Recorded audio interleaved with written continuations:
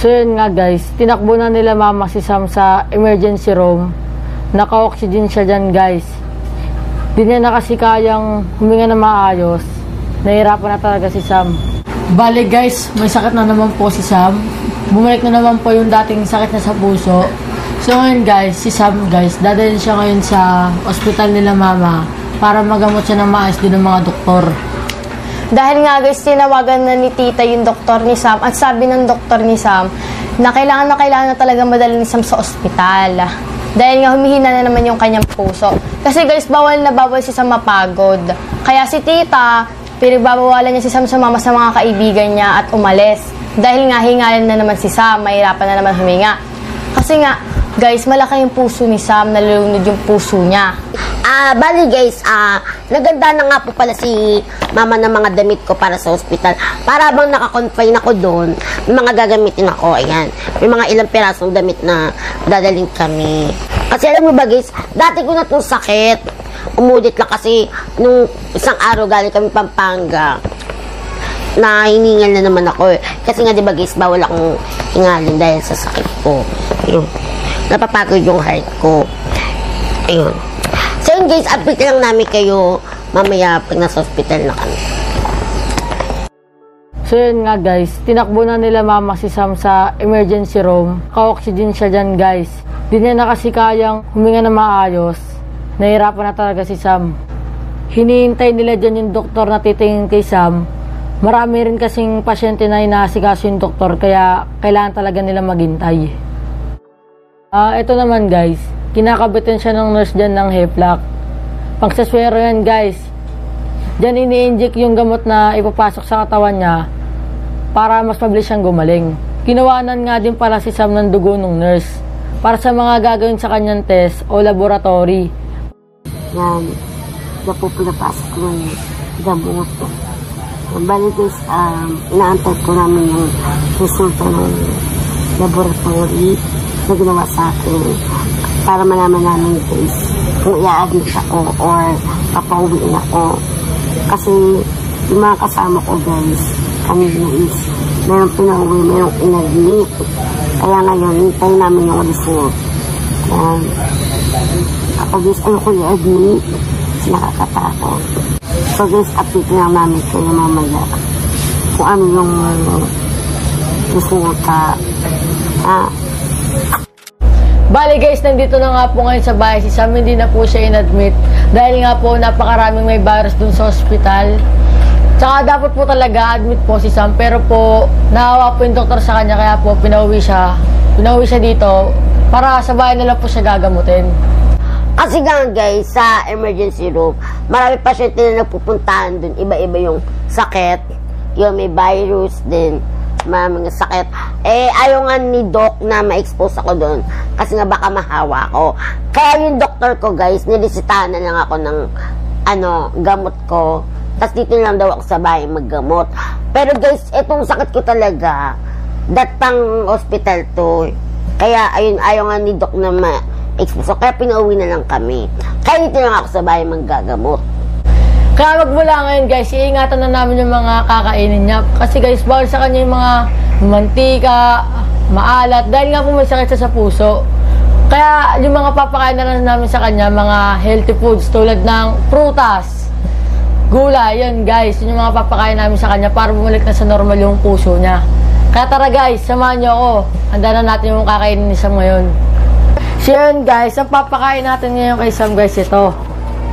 Yan guys, strawberry. Basta tatandaan nyo guys, basta pulang prutas o kaya pulang gulay, good for the heart yan guys. Kaya ito ipapakain natin kay Sam para yung puso niya maging healthy. Tapos guys, ito, corn flakes, ano ito guys, healthy rin to sa puso. Saka ito guys, Quaker oats, yan. Saka ito guys, yung asukal. Yung asukal na to guys, ano to, para to sa mga may diabetes. Ito yung ginagamit nilang asukal. Yung kasi, ito guys, ano to, matamis to. Hindi siya nakakataba, ganun. Hindi siya nakakataba, kaya ito guys, sasali na natin to. Ito guys, sasali na natin. Siguro okay na to. Hindi na sana marami kasi baka hindi niya maubos, sayang lang. Guys, ito. Yung mga natin na ito. Kailangan pala natin ng kutsara. Para mapapalita. Ito. Tapos, ito guys, yung asukal. Equal gold. Nga pala guys, itong equal gold, kahit ganyan siya ka-konti, ano na yan, pag matamis na siya, kahit ganyan lang siya ka-konti, matamis na siya. Yan, saluwaluin lang natin. At ipapakain natin guys sa ngayon. Ito, strawberry. Gasan muna natin. Kasi may mga ano to guys, lupa. Kaya kasi ito sa ano. Magalan muna natin ng mga green. So yun guys, naugasan ko na yung strawberry. Nakikita nyo naman, sobrang linis na. Tapos ito, corn flakes. Yan, kaya ito yung mga kakainin sa mo yun. Tara, bigyan na natin yung isa. Ano ito? Strawberry. Tapos, corn flakes. Yan, kainin mo na. Yan, sige Sam, kain ka lang ng kain para, ano, yung para gumaling ka na, tapos mapag-vlog na tayo ng mapag-vlog para mapasaya na natin yung mga viewers natin. Kaya nga, papagaling na ako. Pag malaki ka kakakain ng mga taba na lechon, mga lipid, collagen, charot. Pas, lulubo na naman yung ten mo. Ito! Meat lang, magdali. Papaluin ko ulo. Buti na nakalabas na ako ng hospital. Ayoko kasi sa hospital. Yung ano, kakalain na doon guys, kasi ang ingay daw di sila makatulog. Puwet ng O yung mga bati, mga pejo, yung mga bigwit na daga. Charot. Mga bigwit na baby. Ang iingay. Hindi ko makatulog, napupulog. Oo. Tsaka ano, may nakikita ka mga tigok-tigok. Ayoko doon. Pero papagaling mo na ako ilang araw. Magaling na ako makitayok, tumatumbling na ako. Oo nga guys, naawa ko kay Sam dahil ano, lagi siya nakaganto. Natutulog siya lagi, nakagano no. Lagi siya natutulog, araw-araw yun, hindi na nga lumalabas ng bahay. Maawain ka pala. Lagi naka-oxygen. Tapos guys, ano pa nga yun eh, umiiyak siya. Yung kunwari, naglalaro ako dyan. May ginagawa ko dyan, umiiyak ako, gawin. Yung ano daw, sakit daw ng ano niya, tiyan niya, kaya ulo. Sakit daw ng ano niya. Kaya umiiyak. 2 days na kasi ako walang ano. Sipap. Oh guys, di pa siya, ano, wala pa siya ligo. Kung wala ligo. Hindi ko pa nailigo. Pero babalaw ako ng tatak. Oo. At di sa gilagid di masti, guys. Nga pala guys, yung ngipin ko, nagdidikit-dikit na. Tapos, ano pa siya guys? Lalo pa lumiit.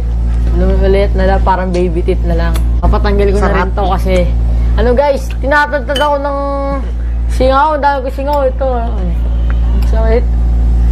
Kaya papatanggal ko na. Sakit eh. Okay guys, Kaya kakain yung mo na ngipin ko ako. guys, okay na rin naman siya. Kaya kailangan na rin tanggalin. Kakain mo na ako guys, happy lang namin kayo. So ngayon guys, day 2 na ng pag-aalaga natin kay Sam. So ngayon guys, i-check natin yung oxygen level niya kung okay na ba o kaya normal. Kunwari guys, 100, ibig sabihin nun okay na siya. Kahit tanggalin na yung oxygen niya, pwede na. Pero pag kunwari 80 pa baba, ibig sabihin nun guys, need pa na talaga ng oxygen. Bawal pa siya ng walang oxygen. Kaya ito guys, Check na natin. Ito guys, ito yung pang-monitor. Malalaman dyan kung normal ba yung oxygen mo sa katawan. So tara, check natin ha. Naka-oxygen muna ako ngayon. Tapos mamaya tatanggalin naman natin. Yan guys, titingnan natin yung resulta. Ilan? 100 na. Yan na guys, 100. Kasi nga, naka-oxygen ako. Ngayon, tatanggalin naman natin. Ayan. Tatanggalin yung oxygen tapos Yes. itatry ulit. Yan. Pasok na natin. Ayan. Ito guys, wala na ako oxygen. Yan, 98. Alam nyo ba guys, nung nakaraan kasi, sinugod ako ni mama ulit sa hospital nga. Minonitor din yung oxygen ko. Kasi talagang namumutla na ako nila as in, bayat na yung labi ko, yung kuko ko. Kaya, minonitor yung kuko ko. So, yung lumabas na number din sa monitor is 66. Diba guys, sobrang baba nung 66. Kaya pinag-stay muna kami ng doktor doon sa emergency room. Tapos, yung doktor ko guys, kinausap si mama na kung pwede akong tubuan. Kasi guys, yung tubo, yun yung pinapasok na tubo sa lalamunan mo, papasok sa puso para dun idadalo yung hangin. Kasi nga, sobrang baba na ng oxygen ko eh. Si mama guys, hindi siya pumayag. Kasi nga naawa sa ka, baka mamaya, di ko kayanin. Kasi nga, biluin mo tubo, ipapasok dito mo guys. Oh guys, sobrang sakit nun. Alala ko nga unang na-hospital ako, may baby siya, guys, tinubuan. Di kinaya ng bata. Lalo na pa kaya ako, di ba? Sa yun guys, kinabit ko ulit tong oxygen. Dahil minonitor ko tong ulit kamay ko nung wala ka oxygen. Bumaba siya ng bumaba, naging 80. So, hindi ko pa talaga kaya, guys. Yun. Kaya mag-oxygen muna ako. Sana maging okay na ako. Gusto ko na gumala. Diba? O para mapag-swimming na tayo. Oo, guys. Kasi matagal na kami nagbabalak-balak eh. So ngayon guys, ako na muna yung maghahanda ng panlinis ng katawan niya dahil nga hindi niya pa kaya maligo. Dahil nga nahirapan pa siya huminga pag wala siyang oxygen. Kaya ito, yan, ako muna yung maghahanda ng pampaligo niya. Lilinisan natin yung katawan niya. Ito. Kuha tayo sa tabong tubig. Tapos ito, alcohol.